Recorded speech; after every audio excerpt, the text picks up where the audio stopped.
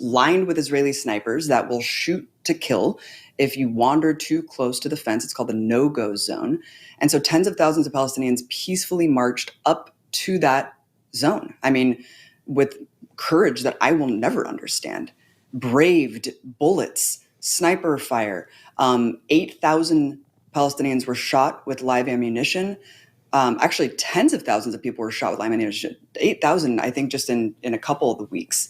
Over 200 Palestinians were actually shot dead, including women, children, disabled people, journalists, and medics. I mean, even in an army, in an actual battle between sides, in a legitimate battle and war, shooting those people would be violations of the Geneva Conventions.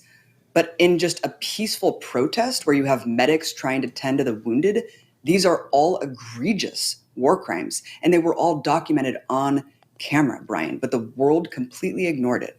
And fast forward to today, all the people involved in the Great March of Return, I mean, they're Ahmed Artema, the organizer of the Great March of Return, an incredible poet, peaceful guy, super chill guy. I'm in contact with him all the time. His house was targeted. His whole family was bombed. He lost 5 family members, and his 10-year-old son was murdered. And he's in the hospital right now with second-degree burns with his other 2 children. And it is so traumatizing to think that that is what we are told all the time. Where's the Palestinian Gandhi? Where are the nonviolent resistors? Well, you're murdering them systematically. They're dying because of you. You are bombing them. All the journalists that they're killing, targeting, who else can get away with this? Who else can do this with impunity? They're killing the truth. And that even came out, I think in a Politico article, it said Biden and his cohorts were scared that journalists were going to get in and show the complete devastation and ruin in Gaza during the truce, and that might shape American minds, Brian. That's what they're scared of. They're scared of Americans turning against this colonial genocidal project because they don't want us to see the truth. That's why they're systematically taking out the journalists. They want everyone to die. They don't want any semblance of civic society left. That's why they're taking out all the best and brightest in Gaza, all the staff of the hospitals, the surgeons.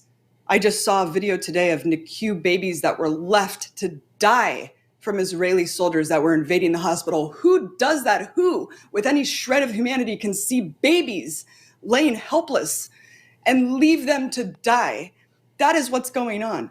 And they don't want us to see this. And that's why the disgusting appendages of U.S. empire, these so-called journalists that are essentially just stenographers for the Israeli media, can just go up there and just repeat lies.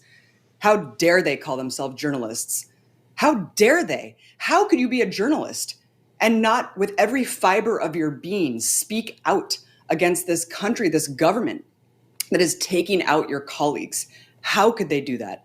I still don't understand, Brian. And, going back to your last question about this concept that it's this ages-old battle based on religious strife, it is insulting to our intelligence. Christian, Muslims, and Jews all lived in historic Palestine. It wasn't until colonizers started to come that problems started to arise. It wasn't until they tried to create a state on top of another people based on ethnic cleansing. And look, yes, a genocide happened here hundreds of years ago. It was horrific.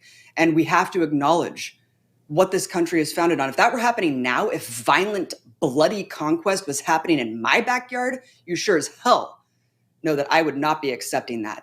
And none of us should accept this. It's happening in real time. It's being live streamed for all the world to see. And it's our duty to stand up and do everything we can to oppose it, because history will judge us. History will judge this moment. And it will ask all of us, what did we do? What did we do?